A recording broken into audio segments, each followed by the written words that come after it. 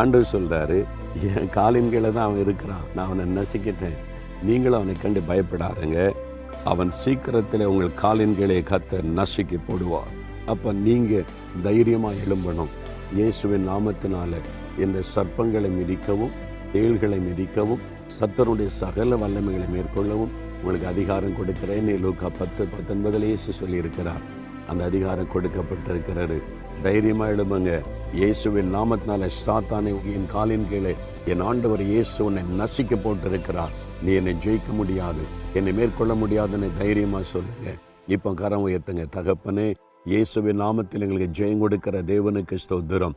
சாத்தானை எங்கள் காலின்களை நசிக்க போட்ட ஆண்டவருக்கு ஸ்தோத்திரம். சாத்தானே, நீ என்னை மேற்கொள்ள முடியாது, என்னை பயமுறுத்த முடியாது. என் இயேசுவின் தலையை நசிக்கிறபடியினால், என் காலின் கீழே உன்னை நசிக்க போட்டு இருக்கிறபடியினால், இயேசுவின் நாமத்தில் நான் ஜெயம் எடுக்கிறேன். இயேசுவின் நாமத்தில் ஆமென்.